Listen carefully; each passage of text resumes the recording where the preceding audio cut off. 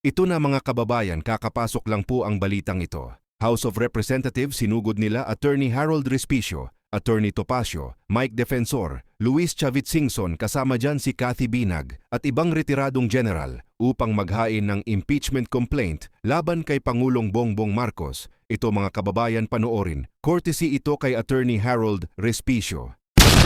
Kami ng ulo ng korupsyon dito sa ating bansa. Ng impeachment laban sa iyo. Andito kami ngayon sa House of Representatives kasama ang mga bigating politiko ng Pilipinas, kasama si Chavit, Mike Defensor, si Atty. Topacio, at papatanggal namin ng ulo ng korupsyon dito sa ating bansa. Panoorin niyo siya, andyan yung media at ngayon ay magpapile kami ng impeachment laban kay BBM. Yeah, buddy!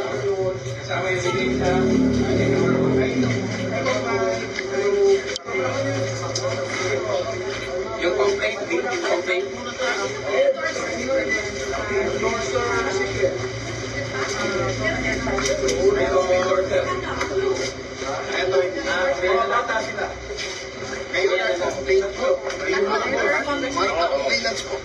We have former congressmen as complainants.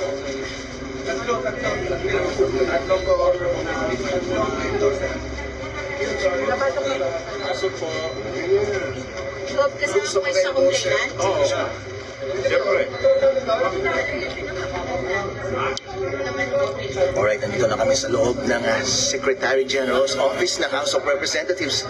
Sana tanggapin ang aming complaint dahil required siya ng rules ng House of Representatives na tanggapin ang complaint for impeachment laban sa Presidente ng Pilipinas. Yeah, buddy. Yes, alright, ang ating Council Attorney Manny. Yeah.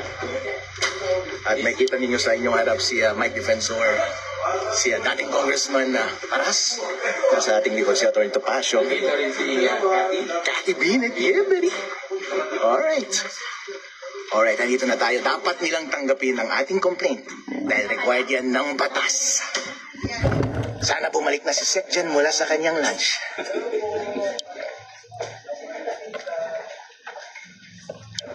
At kasama natin si Atty. Topacio dito sa likod yan ng ating tagapagtanggol. Mauna ka ko. Ito si Cop Chavit ng Ebony. Dito yan sa office. Nasa yung papalasyon. Ay, dito na lang. Laban ka. Panyero. Ayun. Na-file na natin yung ating complaint. dito sa Secretary General's Office ang impeachment Dito po ito. na magtatanggal ng ulo ng korupsyon sa Pilipinas. Kasama ang mga bigating politiko ng ating bansa si Chavit, dating Congressman na Mr. Paras, Atty. Ferdy Topacio, mga bigating general, Mike Defensor, Every. Alright.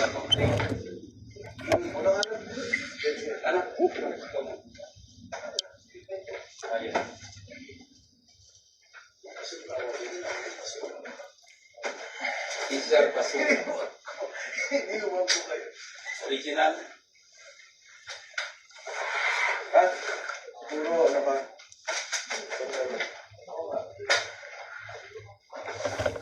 Ano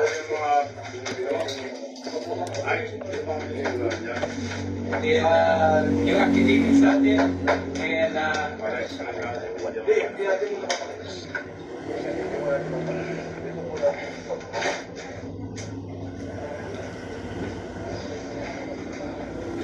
mga tao na wala makita.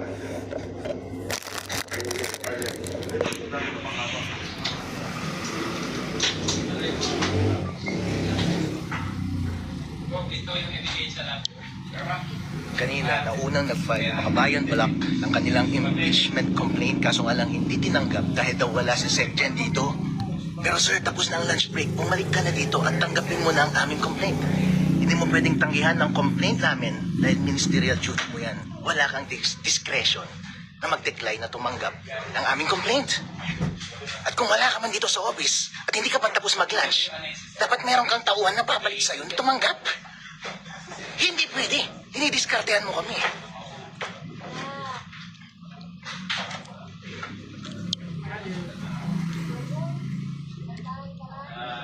Anong alis? Alis dito.